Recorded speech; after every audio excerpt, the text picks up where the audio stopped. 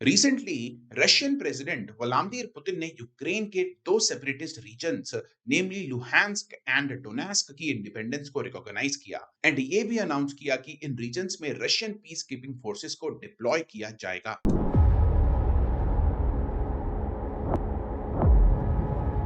Ukraine के Donbas region में Donetsk and Luhansk oblast आते हैं। ओब्लास्ट मींस एडमिनिस्ट्रेटिव डिवीजन यानी कि स्टेट्स। अगर हम इन रीजन्स की डेमोग्राफी देखें तो more than 70% population Russian language का यूज करती है एंड हेंस ये रीजन रशिया से deep ethnic and linguistic ties रखते हैं। 2014 में जब से रशिया ने यूक्रेन के क्रीमियन पेनिनसुला को एनेक्स किया है तब से इस रीजन में भी कॉन्फ्लिक्ट चल रहा है।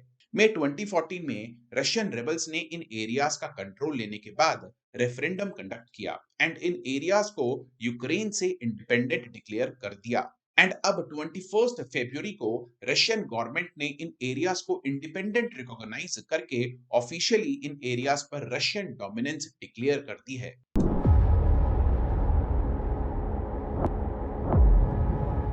रशिया ने हमेशा से यूक्रेन के नेटो एंड यूरोपियन यूनियन की तरफ झुकाव का विरोध किया है। करंट कॉन्फ्लिक्ट में भी रशियन प्रेसिडेंट व्लादिमीर पुतिन की डिमांड है कि वेस्ट उनको गारंटी दे कि यूक्रेन नेटो नहीं ज्वाइन करेगा। Historically Ukraine former Soviet republic है जिसके रशिया से deep ethnic and cultural ties हैं। बट 2014 में जब pro Russian Ukrainian president Viktor Yanukovych को यूक्रेनियन रेवोल्यूशन के बाद हटा दिया गया तो उसी के बाद रशिया ने क्रीमिया को एनेक्स किया एंड आज सिचुएशन डेटियोरेट होते होते यहां तक पहुंच चुकी है कि रशिया यूक्रेन के इन रीजन्स को एनेक्स करने पर उतारू है। यूक्रेन के करंट प्रेसिडेंट वोलोदिमीर जेलेंस्की भी प्रो नेटो हैं एंड इनका गोल 2024 तक यूक्रेन को नेटो ज्वाइन कराने का है। सो करंट सिचुएशन को भी इसी बैकड्रॉप में देखा जाना चाहिए।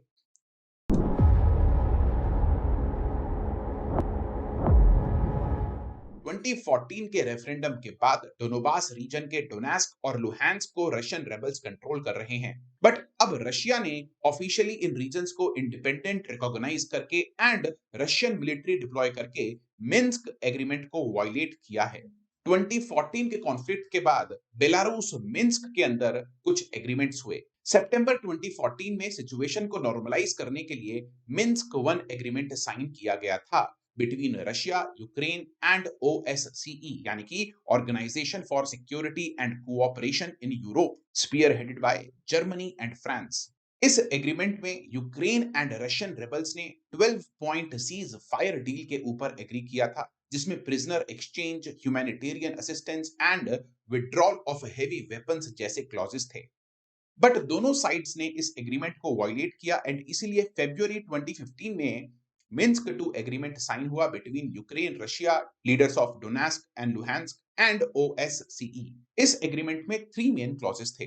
फर्स्ट क्लॉज था constitutional reform in Ukraine including decentralisation specifically in Donetsk and Luhansk region. दूसरा क्लॉज था election and formation of self government in Donetsk and Luhansk region and third clause था full Ukrainian government controlled throughout the conflict zone. Russia and Ukraine Minsk agreement 2 को अलग अलग तरीके से interpret करते हैं जिसकी वजह से मिन्स्क एग्रीमेंट 2 अभी तक इंप्लीमेंट नहीं हुआ है। रशिया एंड यूक्रेन के बीच इस डेडलॉक को मिन्स्क कोनंड्रम बोला जा रहा है। रशिया के अकॉर्डिंग मिन्स्क 2 एग्रीमेंट के तहत पहले यूक्रेन को डोनेस्क एंड लुहांस्क रीजन को ऑटोनॉमी देनी होगी और साथ में यूक्रेनियन पार्लियामेंट में रिप्रेजेंटेशन भी देनी होगी एंड उसी के बाद रशिया इन रीजन्स का कंट्रोल यूक्रेन को देगा। लेकिन अगर यूक्रेनियन पार्लियामेंट में रशियन रिबल्स को रिप्रेजेंटेशन मिलता है तो इसके थ्रू रशिया इफेक्टिवली यूक्रेन की फॉरेन अफेयर्स को कंट्रोल कर पाएगा।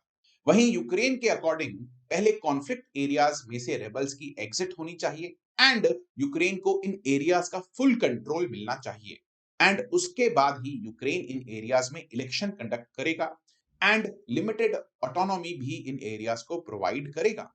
इसकी वजह से यूक्रेन के दूसरे रीजन्स में ऑटोनॉमी की डिमांड उठ सकती है एंड यूक्रेन में बल्कनाइजेशन भी हो सकती है।